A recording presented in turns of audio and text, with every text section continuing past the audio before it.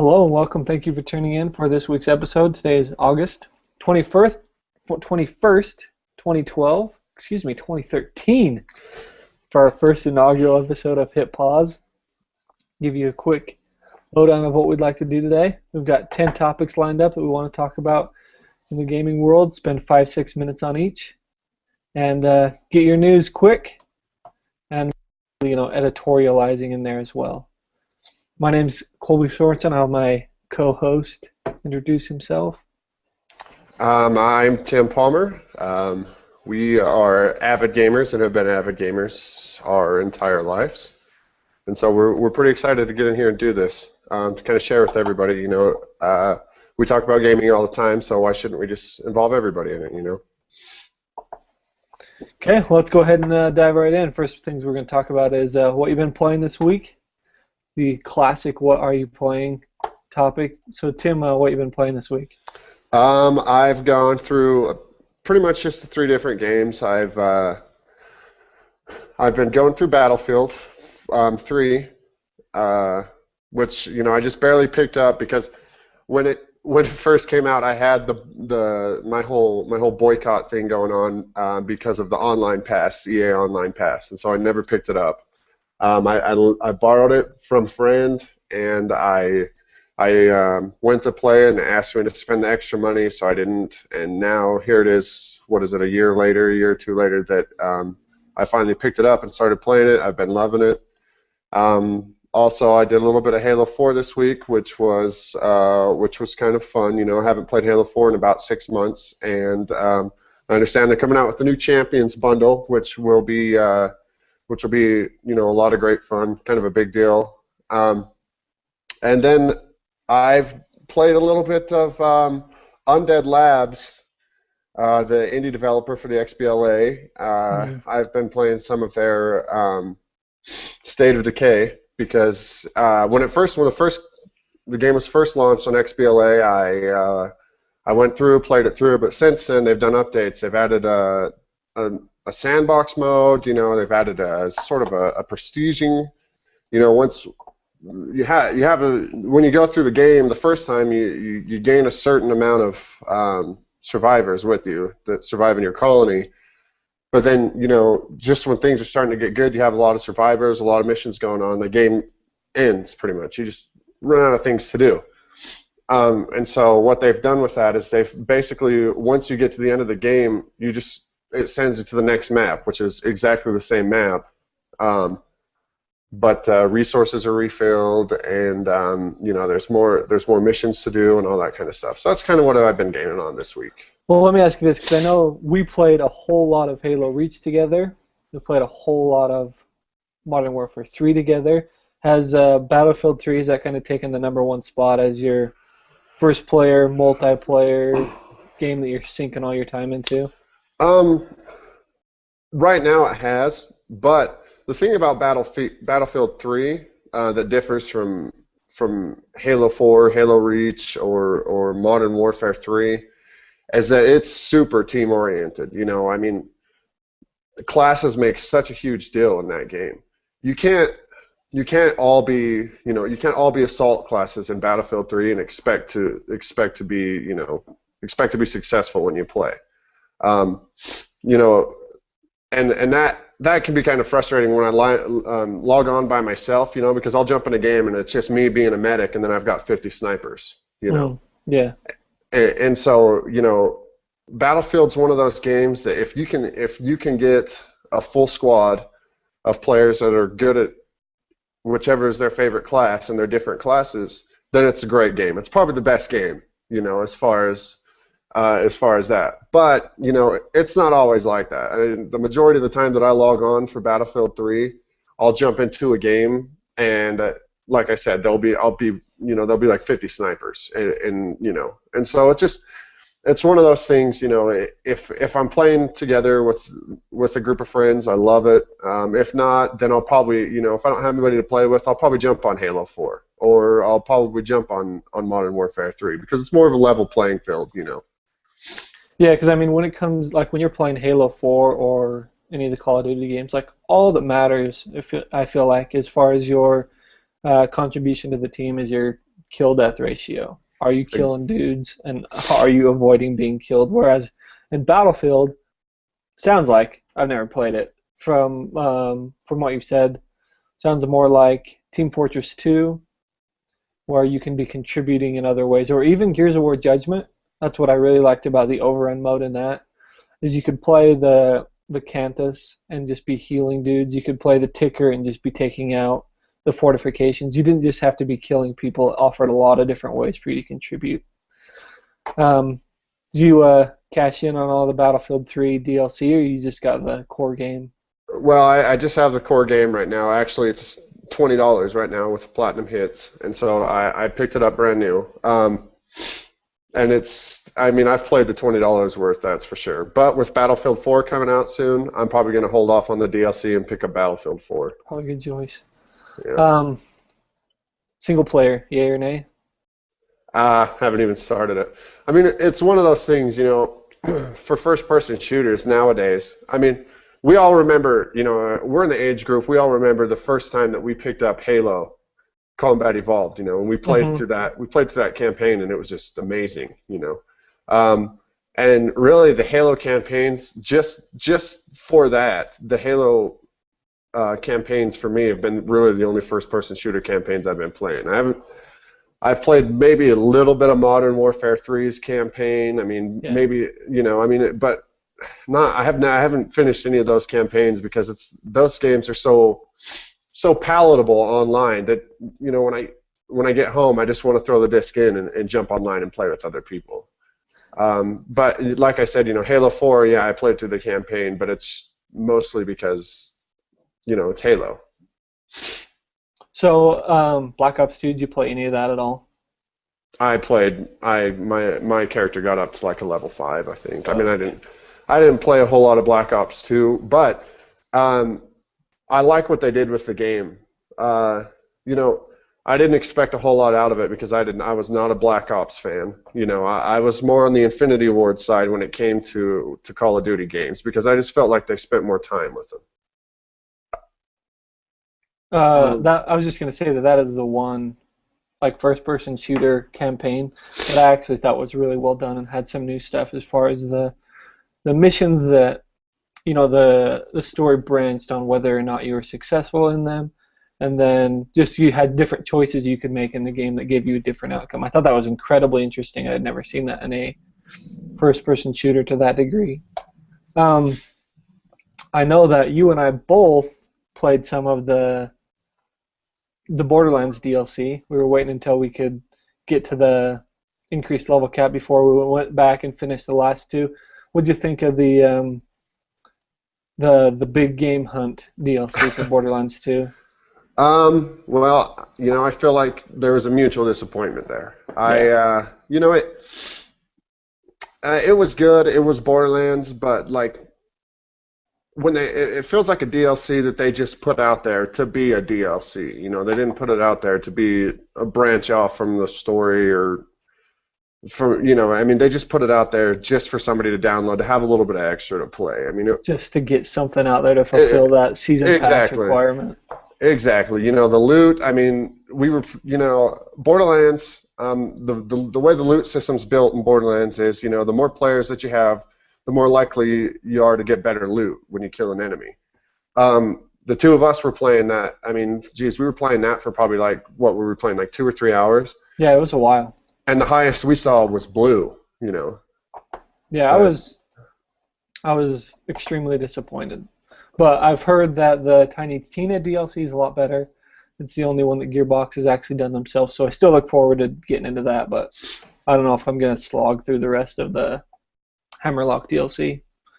I've been playing Ni no Kuni on the PlayStation 3. Came out in February or March. It's a Japanese RPG done by Level 5, did the game, and then Studio Ghibli, which is an animation studio, makes animated movies, did the art for the game. It's not turn-based, but it's kind of still that same feel of not actually having button presses to execute moves, but more just picking your moves from a menu. Sure.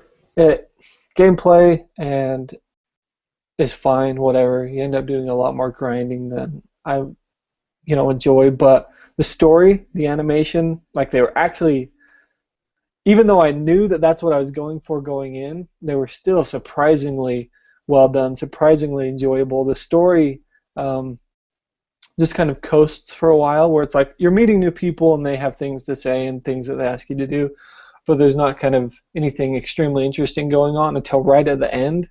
Uh, it had some great beats, it had some great twists. If that's something that you're into, I highly recommend it. You can get it on the cheap now, and so it's not a huge financial investment. It is about 40 to 50 hours, so it is the time investment, but I love it. I like it. I haven't actually finished it yet, but pretty dang close. You know, you have to commend PlayStation 3 for the amount of just solid games that they put out. Yeah. I mean, a lot of our favorite exclusives on Xbox are the big title games, like the Gears of War, like the Halo. Hmm. But PlayStation 3 is so good at just putting out so many mid-level games, Yep. just like solid games, because that's, in the gaming industry, I feel like that's pretty important because we need stuff to play between big launches. We need stuff to play between, I mean, obviously you and I play all different types of game, between Madden and whatever else the next game that we want to play. And I think PlayStation 3, just the PSN and network is really good at it, as adding those fillers, Yeah, keeping gamers busy. a lot of the mid-core games are more interesting experiences, and they can be more varied because those games that are huge, that they have to sell millions of copies, they just become so sterile because they have to be attractive to everybody. It's not good enough for them to sell 500,000 or a million units. These games have to sell millions. If you look at something even like BioShock, we've talked about this before, BioShock Infinite, it has to be a shooter because that game has to sell with the amount of time that they put into it. And so they're kind of bottled into what that game can be by the fact that it has to sell huge. But these middle-sized games don't have to be that. And then finally, iPad Plants vs. Zombies 2. Have you ever played Plants vs. Zombies? Yeah, I played a little bit on my what was it, my iPhone 4S? Was that it? Yeah, that On the sounds about 4S? right. Yeah. 2 came out, and like for a small game, either on mobile platforms or XBLA or iPad, iPhone, whatever, it was actually kind of expensive. But with the second one, they've decided to go free to play, and so it's free to download. But every now and then, hey, buy this plant for $5, or hey, if you want to go on to the next world, you have 2 choices. You can either spend $5 to go on now, or you can go back through and grind through all these levels that you've just did 3 more times, so that you can have enough stars to advance. Exactly. On games like that, they're super addicting. But then when we go through and when you do see that, oh hey, buy this to get more coins or stars, or $1.99 for 100 coins or whatever the game currency exactly. is, and you just got to think, how many people really do that? Probably a lot. I mean, those people that make those games probably make a lot of money off of people that just get gamer lazy. You know what I mean? Yeah, yeah. I mean, like, there's a lazy, but then there's like a gamer lazy. Like like fast traveling is a good example. Stuff like that. And I feel like those people. That's probably one of the more brilliant ideas in those games. There are some pretty solid like Plants vs. Zombies. That's a pretty solid game, anyways. The thing is what they do is that they put inconveniences in the way, so that they can then sell you something that'll remove that inconvenience. Imagine okay, ready for this? Elder Scrolls 6, 99 cents for 5 fast travels. You in? Yeah. Free to play? Exactly. Exactly. Not only are those maps like so, I mean, Yeah. don't get me wrong, those maps are gorgeous. I mean, and they go into painstaking detail over everything in those maps. But man, when you have to just when you haven't discovered an area and you have to walk there, I mean, holy crap! It's like it's like the worst thing in the world. Yeah. And so unfortunately, those free-to-play games are extremely successful, but they just don't interest me. And another point of it is just like the entire time I'm playing, I'm just thinking about the money, thinking about, did they make this harder because I should be spending money, you know, and it makes me just not want to play the game at all. I wish that there was just a, hey, here's $10, just give me the game, and then keep your free to play model. Exactly. So, shall we jump into our first topic here? You want to introduce Sure. it? Yeah. So this week, Gamescom is going on over in Germany. Germany, right? Yeah, that's where it's going on. Yeah. And obviously, there's been a lot of great, Titanfall is what I want to talk about first. We got to see some awesome multiplayer gameplay at Titanfall at E3, which was great. And then, in between now and then, they've kind of come out and said Respawn, the remnants of Infinity Ward. They've come out and said, hey, we're not going to do a story mode. We're not going to do a campaign. It's a multiplayer focused game, pretty much. And so we got to see another video this week of Titanfall, and it looks absolutely amazing. One of the things I've noticed about the multiplayer is that it's like story driven in itself. I mean, like when you're playing the multiplayer, it's almost like playing campaign, but just with other people. Yeah.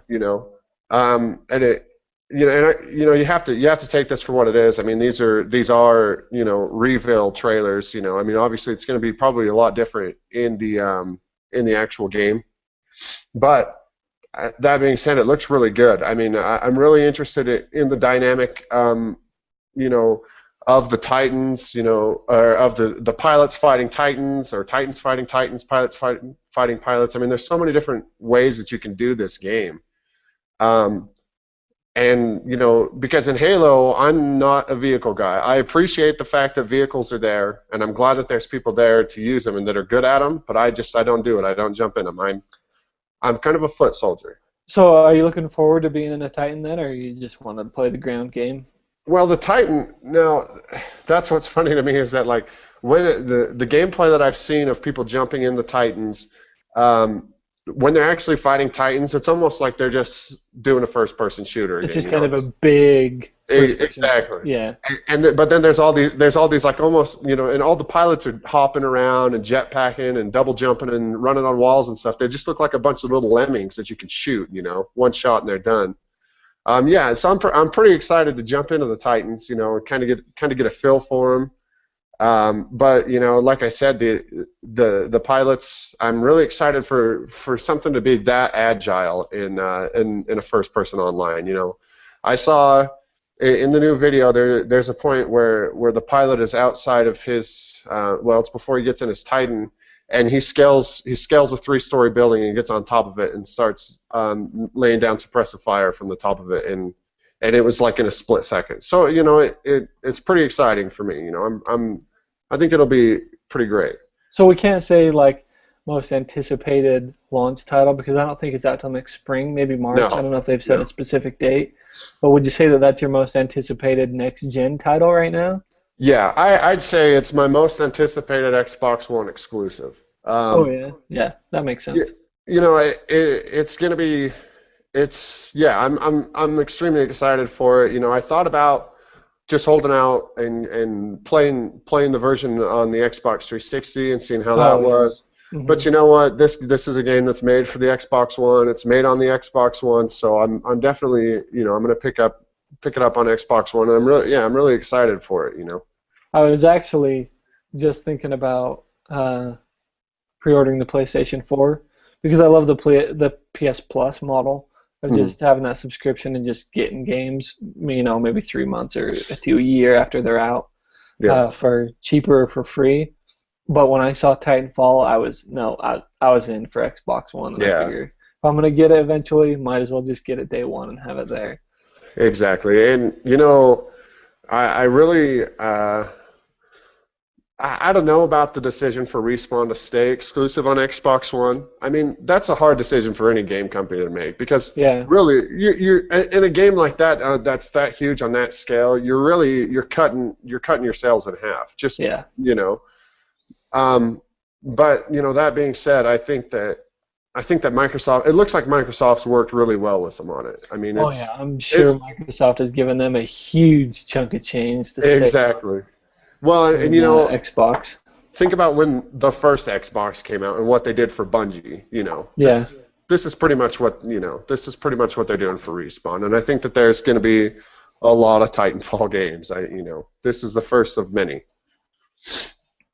Okay, let's jump into here next week. I want to talk about quickly the Vita's appearance at Gamescom. I've had a Vita for 6-8 months now, and I absolutely love it. I love the hardware, and I love, like I said, that I don't have to buy games. I just get enough games through PlayStation Plus that I always have something to play. And I feel like what they did at Gamescom made the Vita package more attractive. First of all, they've cut the price to $199. And then they've just announced a slew of games that are going to be coming to both the PS4 and Vita. And let's see, look over the list here. Rogue Legacy, which is available on Steam now, but will be coming to consoles and Vita. Binding of Isaac sequel, N++. Volume, which is made by the same guy that did Thomas Was Alone. Okay. Guns of Icarus, Wasteland Kings, and then Hotline Miami 2. If you haven't played Hotline Miami, it's on almost everything now. I recommend you go ahead and check that one out. So those are the things that have got me pumped up for the Vita. On top of that, they showed in the press conference a guy playing Assassin's Creed 4 on the PS4, and then they kind of gave the scenario of, hey, his buddy or friend or whoever it was comes and wants to watch TV, he can immediately pull that gameplay down to the Vita and be playing the PS4 game on the Vita. So let me ask you this, Tim. What would it take for you to be convinced that you need to buy a Vita? Is there anything that could happen? Well, I think that the price cut's huge, I mean, that's one big thing. I mean, $199, it doesn't seem like it's as huge of a deal for me to pick up a Vita now, especially since, they're just trying to get their product out there anyways with the Vita. Yeah. I mean, that's the thing is that, like, there's I know some people that have Vitas, and obviously in the gaming community there's a ton of people that have Vitas, and the dynamic that they of how well they work with your PlayStation is incredible. I'm a huge fan of the Vita and the things that they do with it. Also, while I was watching the Gamescom conference with the Assassin's Creed 4, it looked beautiful on the Vita. Yeah, it looked good.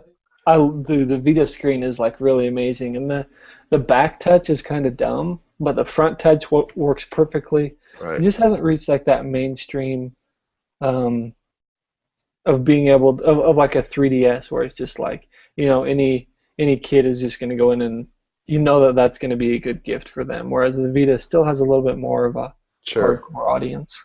Well, and the thing about the Vita is that, I mean, they've only put out one version of the Vita, haven't they? Yeah. I mean, if you look at the 3DS, I mean, how many different versions of the 3DS are out there? Yeah. Yep. With XL out there now too. Exactly. And I was watching the post-conference talk that Greg Miller was doing. Greg Miller from IGN, and he was talking about. He really wishes that the PlayStation Vita had, as a game reviewer himself, he wishes that the PlayStation Vita had an audio out, a video out, because when we're all sitting there in the middle of this conference watching it, and these are the guys that invented the Vita, but then we have to watch it, over the shoulder of the guy that's playing it. Because I've started doing some different videos, and it's easy to get video out from a PS3. It's easy to get video out from an Xbox. It's easy to pull video from an iPad or an iPhone or an Android device.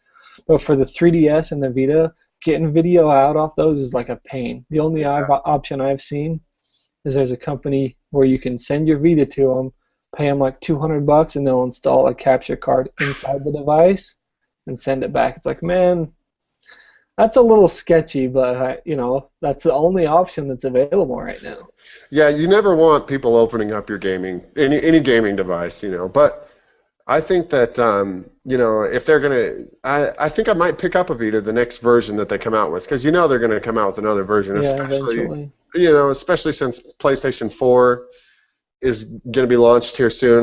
My guess is that they're going to come out with another version that that is more compatible with the PlayStation 4. You know, I know that there's a media button or a home button on the PlayStation 4 controller, and I think that they're going to try to integrate that somehow. That's my thought on it. So yeah, if a more appealing generation comes out, I'll probably pick up a Vita. I mean, for gaming on the go, that's the way to go. You know.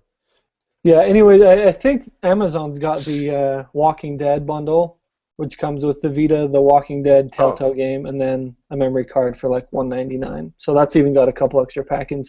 I can drop a link for that in the show. Let's see here. What else have we got next? Looks like another Gamescom announcement. Fable Legends. Now, did you get to watch the video on Fable Legends? I watched the trailer this morning. To me, it looks incredible because, well, I mean, take it for what it is. It's going to be a third-person hack and slash or player versus player online. It's all online. So, but the idea to me is just amazing. You know, you have the four heroes, and then you have the one villain, and the one villain pretty much plays the game like an over-the-top RTS strategy game. You know,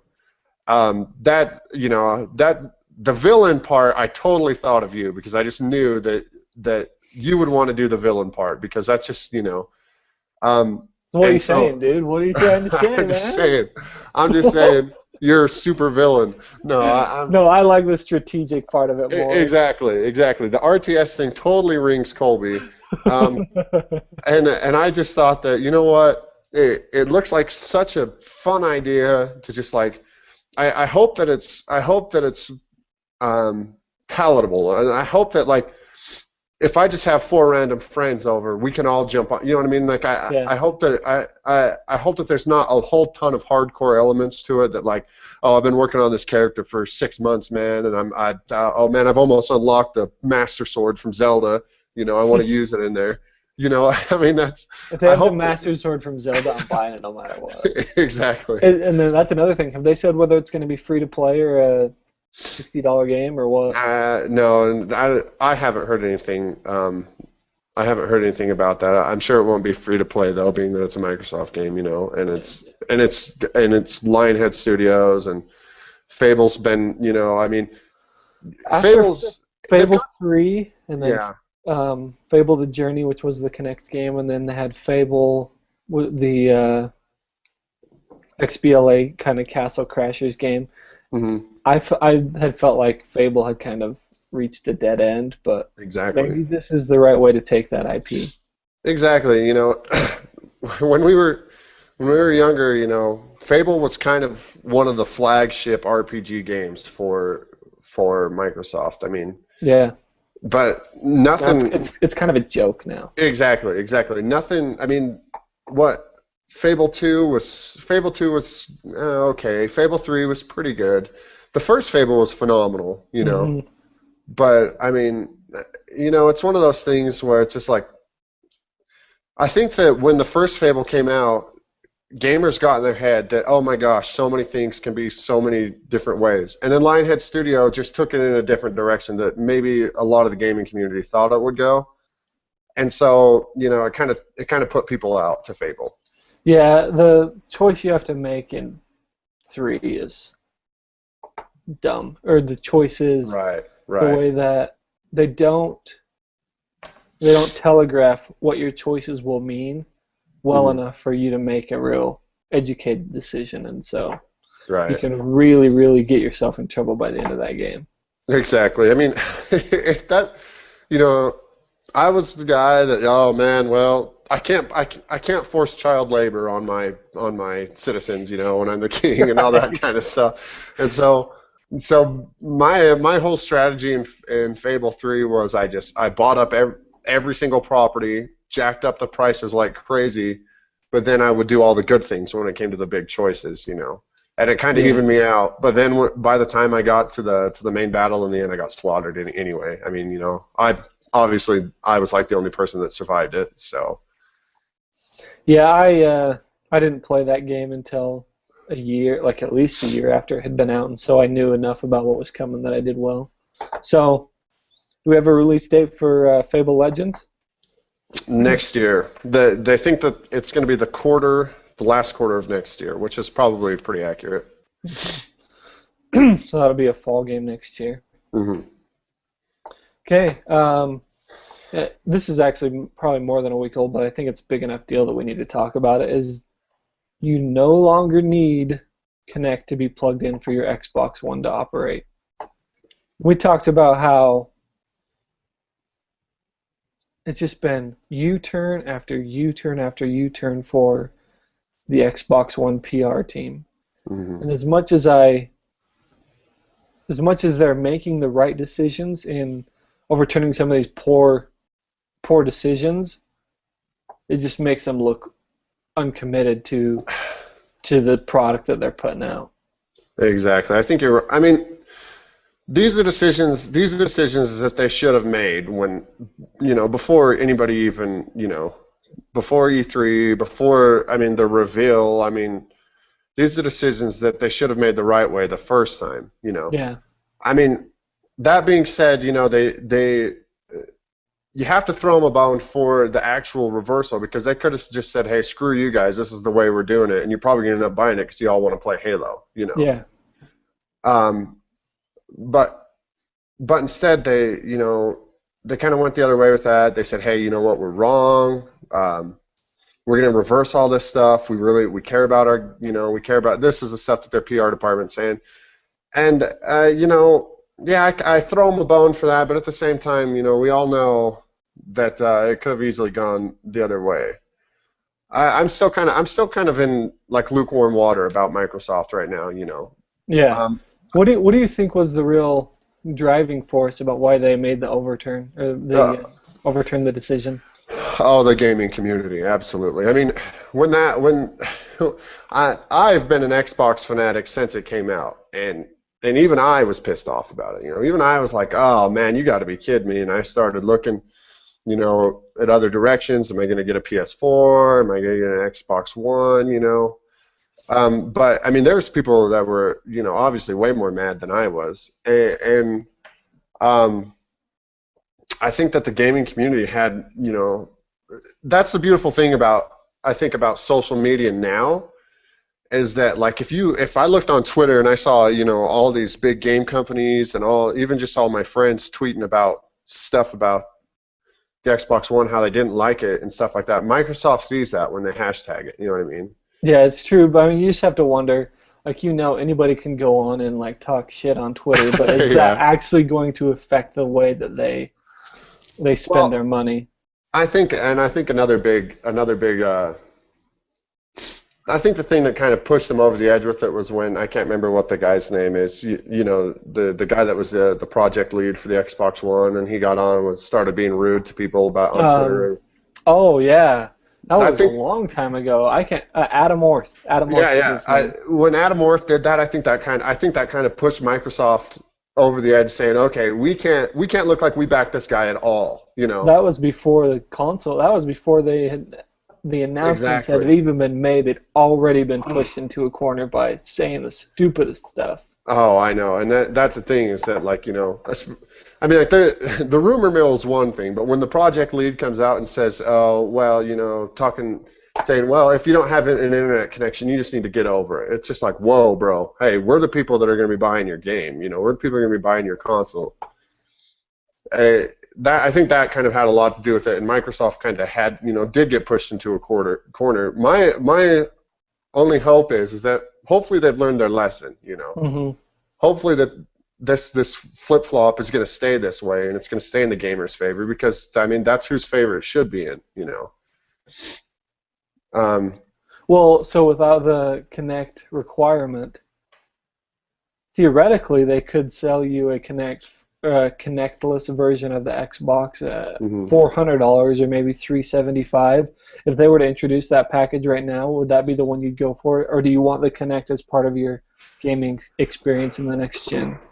Well, I don't care much for the Kinect, and there have been pushes by Microsoft to try to put it into more of a hardcore gamers arena.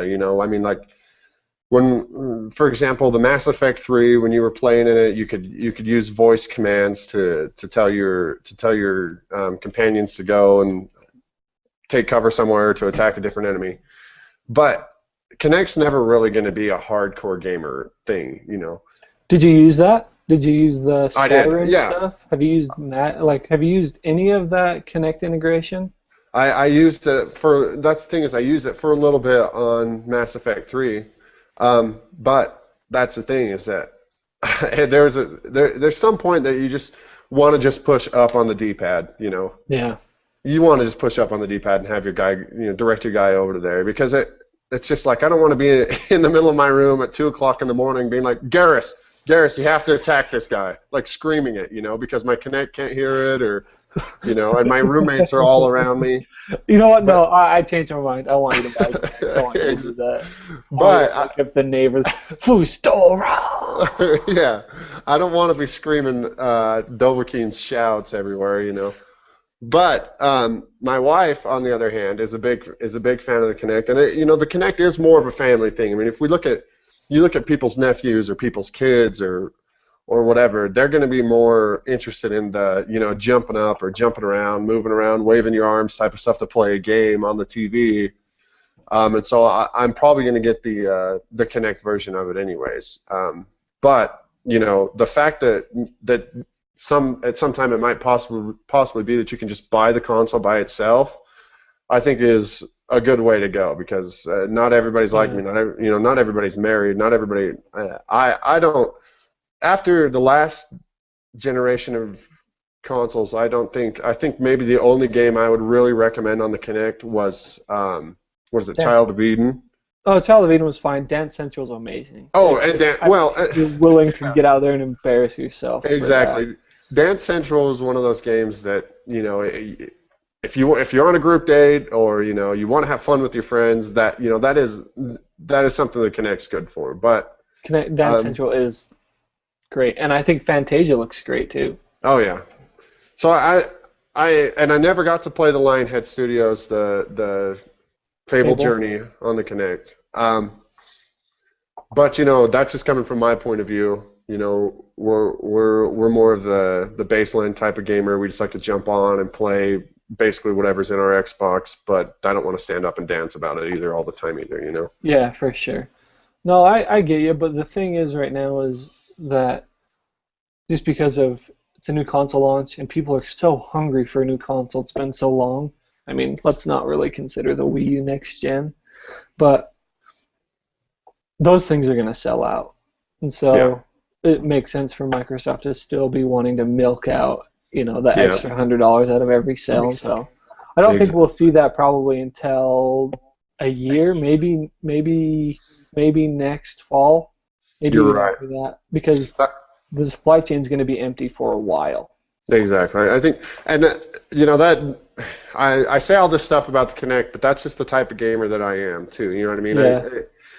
The Kinect is actually pretty great hardware. I mean, I was surprised at how well it worked on the games that it worked. I mean, I know when I got the Kinect, there was the Kinect Adventures, which it's like the Wii Sports. It's only fun when your friends are around, But it's great it's great hardware and it runs great. I think that for the age group that it's appropriate, I think it'll do all right on the Xbox One. What about the TV stuff? No interest in using the Kinect for TV stuff? Because I heard the argument, I'm not going to pay $100 extra just to have voice control on my TV. Well, you know what? Apple sold an entire line of phones, the 4S, which was basically constituted on the idea of here's voice control, here's Siri in your phone. Exactly. Unfortunately, I don't care for it, but I think Microsoft is about to do it to us again. Yeah. I think you're right. I don't really,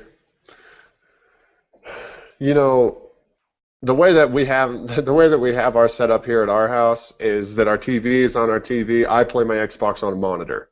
Okay. On an HD monitor. And that's the kind of the way, I feel like that kind of symbolizes the way that we want to keep it anyways. I don't really care to use our Xbox for both because, well, my wife's watching, Keeping Up with the Kardashians or whatever she watches, you know. I knew you were gonna take it there. Well, I didn't. I don't want to. I don't want to be watching that. I would rather fill my brain with other stuff that can ruin it. Equally meaningless. Exactly. I would rather, I would rather probably play Connect Adventures than, But so we'll keep it separate around here. Have you even thought about that at all? I mean, About what? About using your Xbox One as integrating it with your television. I don't have any kind of TV service. It's all Netflix, and so no, not really. I mean, not as far as being able to plug your cable box in. I'll use whatever I can do through Netflix, but that's it. I'm not digging into their deeper features. Yeah, I don't blame you. Let's see here. So another topic I wanted to bring up, and I think this is just kind of a topic everybody wants to talk about anyways, is the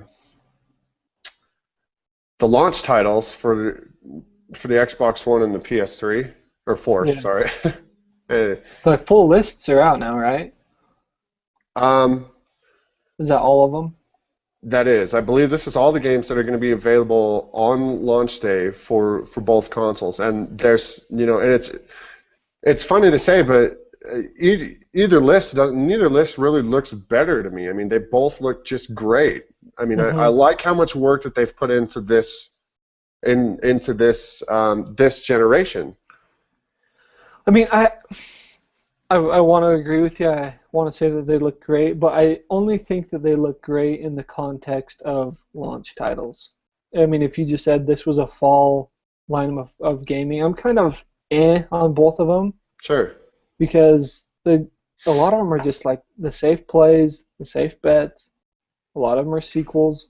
Right. Whereas more of the games we're really looking forward to, with Titanfall, with the next Infamous, that stuff is still a ways off. Fantasia, Sunset Overdrive. So, I mean, while I'm getting the consoles and there will be things to play on them, I am a little let down that there isn't thing that's really, really... There's no one game that says you need to play this. Exactly. Well, I see where you're coming from on that, and like I said, these are the launch titles, and that's because when I think about the launch titles for Xbox 360, exactly. You see, you have to put it in that context before they it were really looks good. It was dismal, it was, and it really was the same way with PlayStation 3 too. I mean, they were just Yep. But that's how every console launches, and it makes sense because it takes a while. You have to make things that you know are going to sell, and with that smaller install base, they usually have to be safe bets. What was your favorite Xbox 360 launch title? Geez, it's been so long ago. Not Perfect Dark Zero, I can tell you that much. Yeah, that one was rough. That was a brutal launch title. Let's see here. Gun was good. Gun was the ported version. The outfit. Oh, the outfit. I probably Gun. I spent a pretty good amount of time on Gun. Well, Oblivion was there at launch, wasn't it? Ooh. I think Oblivion's probably. I'm not sure if that was there or if that came out later, but we know it was early because we played it. Yeah, it was. Right, it was way early, and I put 380 hours into Oblivion. I mean, on one character, so probably Oblivion. And when I look at this list of launch titles, you're right. I mean, we have Assassin's Creed 4, right, which is not a brand new. We have Battlefield 4. We have Call of Duty 80 Ghosts. Mm-hmm. There are games that are coming out like. Oh, well, we have Peggle 2, too. That's something to be really excited about. Yeah, I know, right? That's the thing is with Peggle 2, the way they've done Plants vs. Zombies, if they go free to play with Peggle 2, I'm going to be bummed out again. But, okay, let me throw this at you. Here's the way I look at these launch lineups. My favorite launch game for the Xbox 360 was Geometry Wars. A small game, so it didn't have to sell a ton, but it looked beautiful by going simplistic. And Resogun for the PS3 looks to be this coming generation's uh,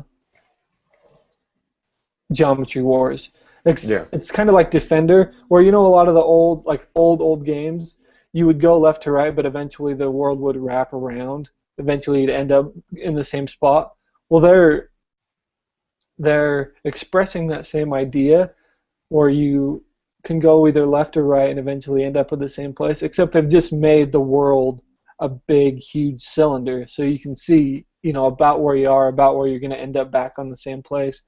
And that's one game that, a lot of these I'll wait for reviews and I will see what's available and watch for sales. But Resogun is the one game I know I want to play at launch. Son of Rome, which have you been able to watch any of the gameplay on that? Yeah, I don't know. I'm not sold on that one. The I really don't understand how, I watched the co-op gameplay on there, and I don't understand how it's going to work smoothly. The way that the combat looks like it's built is sort of like an old type of, Prince of Persia, Two Thrones or something like that. It looks like it's time sensitive and that type of stuff, slow motion sort of combat, and I'm not real sure how it's going to transfer over into a co-op version of it. And the movement does look a little, Yeah, I don't know. It looks like it's trying to be the Batman, the Arkham City, Arkham Asylum combat, just laid onto this more gory, more violent, Rome aesthetic, and it just doesn't do anything for me. As far as Assassin's Creed 4, is that something you're looking forward to? You planning on buying that day one, or what's your relationship right now with Assassin's Creed? I think my Assassin's Creed relationship is kind of where everybody else is. I was a huge fan of the first one was good, but it got repetitive towards the end. The second one started to kind of build, but I think that the best two games in that whole series are Brotherhood and what came after Brotherhood? Revelations. Revelations, that's right. I think that those two were probably the best in that game series. Everybody thinks that Assassin's Creed 3 was just a letdown. It was just kind of dismal. The fighting the fighting, the combat was a little bit sketchy. And the story kind of sucked, which was kind of different for an Assassin's Creed game. But Black Flag looks like from the stuff that I've watched, it looks like it may have fixed a lot of stuff that Assassin's Creed 3 did wrong. But the open world in it is huge. I mean, if you've watched any of the videos, I mean, it's literally seamless from ship. Obviously you're a pirate captain, and the whole game's based around piracy. Which, I mean, let's be honest, pirate games just sound cool anyways. Yeah, there's never been a good one done, I don't think, but the idea is extremely friendly to gaming. And the Pirates of the Caribbean games were just awful. I mean, you should expect that though when a game gets released with a movie, that you should just about expect it, but you hope that it's going to be good every time. But Assassin's Creed 3, the ship to shore is seamless. You'll basically, you'll roll up on you'll sail up to an island. You can dive right off your ship, swim up to shore, and then boom, you could be in the middle of a mission or assassin contract or the world. The thing about Ubisoft is they're so good at just making a realistic world. Obviously nobody was there when pirates were around. Yeah. But it's just so realistic. They spend a lot of time on that, which I really like. And the combat looks like it may have been fixed a little bit. It looks smoother.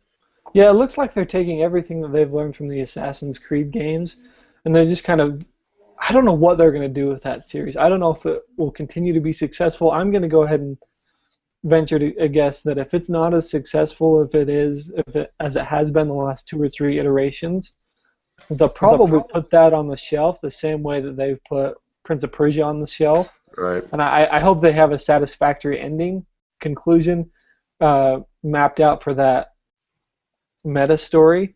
But the I think they're going to take everything that they've put and put it into Watch Dogs and make Watch Dogs the Assassin's Creed of this generation. Yeah. I think you're right.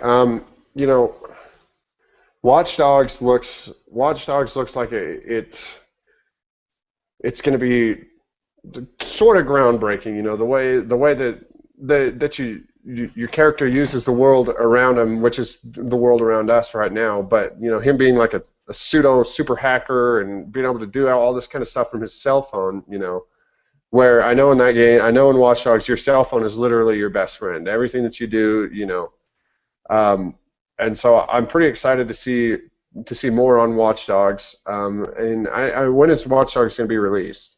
I think that should be, I think that should be launch day. Let's see here. Is it on our list? Yeah. That is, yeah. So that you know, Watch Dogs is really. I think I'm really excited to play some Watch Dogs. You know, it looks like a better Assassin's Creed, and I don't think Black Flag rather is going to be awful. I don't think that they're going to do. I don't think they're going to repeat an Assassin's Creed 3. But I think you're right. I think after Assassin's Creed 4, they might shelf it. You know, I don't know if you played any of the Prince of Persia games on Xbox, but the one that they made on well, I guess they've probably made two on 360 now, but the first one that they made was just bad. Really, all it was Assassin's Creed, and I mean, as far as the movement goes. And that just makes things too easy. You know, Assassin's Creed has that extra dynamic of actually being an assassin, so the free running is, you know, fun in that way, you know. Yeah, But it looks like they pulled a lot of the traversal stuff from Prince of Persia, and once that they had milked that for all it was worth, did away with that, go to Assassin's Creed.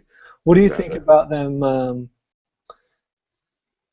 They just announced that Sony, who obviously has a movie studio, is going to partner with Ubisoft to make a Watch Dogs movie. Does that get you any more excited for the IP? Does that get you less excited? What do you think about that? I'm one of those people that it's like I want to keep church and state separate. You know, I want to keep movies and video games separate. But you know, obviously there have been a few games that have been successful as movies. You know, the Did you like Resident Prince of Evil Persia? movies. I did. I liked the Disney version of Prince of Persia with Jake Gyllenhaal. I thought that was a good movie. So you know, the fact that they could maybe do it again with Watch Dogs, yeah, I could see that coming. You know, I could see that being a good thing. But then again, I don't know I haven't played Watch Dogs, so I don't Yeah, know the whole. You know, I don't kind of know. depends on how much of a story is there, or you know, is there is there fiction to be mined from that game, Exactly. or you know, does it have the creative bent, or is it a financial thing of just wanting to sell more games? Right. Right. I think that they're kind of stuck in limbo between. That's Ubisoft. I'm talking about. It's kind of stuck in limbo between having, you know, their games being so story driven and having their games, the gameplay of their games. Like, which do they want to make better? I think that for one, feel like they're kind of having an identity crisis of like, do I want to make an awesome story? Do I want to make an awesome gameplay? You know, because when you watch the Assassin's Creed, and that's really the only thing we have to go by until Watch Dogs comes out. You know, Assassin's Creed 3, they tried to do both too much, you know, and it kind of Yeah, ruined it, I think. I actually really enjoy like the Assassin's Creed science fiction story, but it's just gone more and more off the rails and less easy to follow, and so I've kind of Right. lost the thread on that. But I mean, if they were able to come back and pull that in, you know, speaking of, there's an Assassin's Creed movie in the works. Yeah. If they're able to rein that in and decide what they want that story to be, I think it could be extremely interesting. But just, Oh, you know, letting it go on and on for the sake of being able to make sequels to games, you lose it. You lose momentum. right. And that, you know, that's the world of gaming for you there, though. I try to think of games that, you know, that are set. You can't really have a one-hit wonder in video games. You know what I mean? Because Yeah. everybody wants a sequel. You know. Because if it's a hit, it's going to be made into a sequel, and if it's not going to be a hit, it'll never be made in the first place. Exactly. And you know, big game companies, console, you know, Microsoft, Sony, these guys are looking for games that they can make 10 of them and still make, you know, crazy money off of them on release day, where Yeah. that kind of backs game developers into a corner because, you know, they want to put together a good game, and, you know, so what if it's a one-hit wonder? They want it to be awesome, but at the same time they're getting pressure, you know, from all these different areas. Well, it's just from the, you know, the bean counters, the guys that know how much money has to be made, uh, put pressure on them to make sequels to games that we don't want. And, you Exactly. know, if they make a Watch Dogs movie, does that mean they're going to make three? You know? Exactly. Well, that's Resident Evil for you too. I mean, what did they just release their fifth movie, I think, or something Yeah, like yeah, that? yeah. I Yep. mean, and don't get me wrong, some of those movies have actually been good. I mean, like I've watched a couple of them. I haven't watched all of them, and they've been pretty good. But I mean, you know, 5 movies. I mean, geez, you know, you could have made Lord of the Rings into 5 movies, or you know, something like, you know. Well, and you know, kind of looking at comic book movies as an analog to video game movies, is there was a point when every comic book movie was just aimed at being a comic book movie to please comic book fans, and Hmm. I feel like that's still where video games are at. Hmm. And until you can come up with something like The Dark Knight and the Avengers, where those aren't just good comic book movies, those are good movies. Yeah. Video game movies will have to reach that point before I feel before I really want to get interested in that market at all. Right. I think you're right. And I think another problem that screws up video game movies, is the fact that video games in themselves are so much like movies now, you know? Yeah, Like, it's true. I mean, like, I mean, you watch the cinematics of some video games, and you would way rather be watching that than watching anything that's in theaters right now.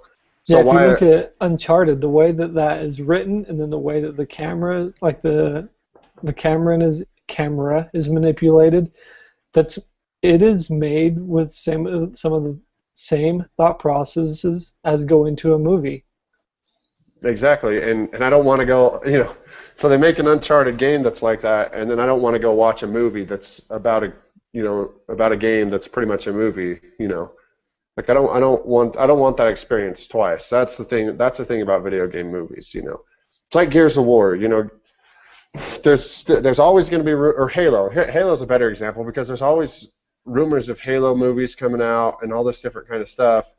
And you know, Peter Jackson was under it, Steven Spielberg was under it. Now there's a TV series coming out, and it's like at some point, you know, if I want the Halo story, I just want to go play it on my console, you know. I don't. I mean, I watched the Forward Unto Dawn, and I thought, you know, it was pretty good. I mean, the acting obviously could have been a lot better, Yeah. you know. But is there? I mean, is there like a middle ground anywhere anybody can meet with a movie, you know, or is it always just going to be like this? It's always going to be separate, you know? Well, let me ask you this: you don't want a Watch Dogs movie, you don't want sequels, but do you want an add-on to XCOM Enemy Unknown? I do. I have great news. You're getting it. And I don't know how they managed to keep it secret for so long, but on November 11th, we're getting XCOM Enemy Within. Looks like it's going to be a $40 package, so it's not a full standalone game. I mean, it will be sold standalone, but it's going to rely heavily on assets and um, gameplay elements, enemies, everything will draw heavily on the XCOM Enemy Unknown stuff. Let's see here. So we've got 40 additional environments on top of the 80 that were already in Enemy Unknown. New enemy types, new soldier classes, tons of new options. Is XCOM Enemy Within suddenly on your must-watch list for this fall?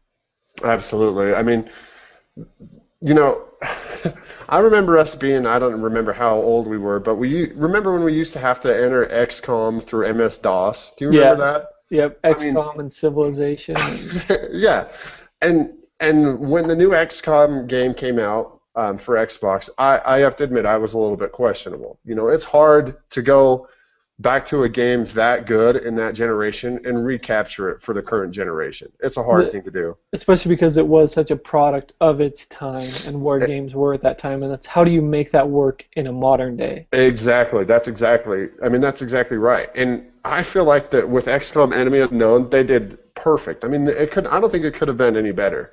When I was playing through it, there were so many times that I was reminded of, should I take a rapid fire shot? Should I take a single? All that different stuff was just so they did so perfect on everything, and so They changed the, a lot of the way that the mechanics worked, but they kept the core formula in there of every decision matters a lot.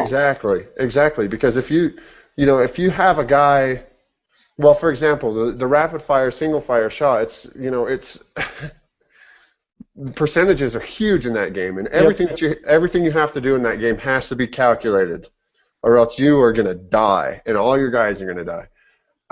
And I feel like they captured that element of the original XCOM series so perfectly. And so, needless to say, I love the game, and this is the kind of DLC that I like to see. This is the kind of DLC that obviously they put the game out and gamers loved it, so they're gonna give us more. Yeah. I don't like So to see are you gonna pay $40 for a new XCOM then? yeah, probably. I mean, I'll probably do that. It's one of those things that like I'll support DLC like that more than I Yeah. would support DLC like, oh, we only put half the game in this. Or here's 50 new weapon skins. Exactly. Or for remember when we got Gears of War 3, and we bought the season pass for the DLC or whatever, and so when we went to go purchase the first DLC map pack, it was on there like that. It was because it was already on the 178 kilobyte key to unlock what was already on the disc. it was already on the disc. That kind of DLC, don't support it at all. You don't. There was for a little while, game companies got in this habit of releasing half the game. I feel like this is a true add-on. I feel like it's just because gamers really want it, and so yeah, I'm probably going to pick it up. I'm really excited about it. Plus, it's not just weapon skins either. It is There's more content there. Yeah, there's content. It's not it's not just garbage. Well, that's gone through all the topics we have for today. Let's go ahead and look through some of our housekeeping stuff. If you want to follow us on Twitter, I'm at Colby Sorensen, ColbySorensen. Tim, do you want to drop your Twitter tag? Yeah, I am at HotCarl555, and it spells just like it sounds. Okay. HotCarl555. So we'll get this up. Get this in the YouTube channel. All that business. Like, subscribe, share. If you enjoy this, comment with questions or topics you'd like to hear us talk about next week. We are open to feedback. We want to be able to rip the audio from this and get that as a podcast feed. Maybe we could do both video and audio podcasts. We haven't decided anything firmly that way. Anything else you want to drop before we close here, Tim? No, not really. We're really excited to be doing this, and hopefully we'll see you guys next week. All right. Thanks for watching, and till next week.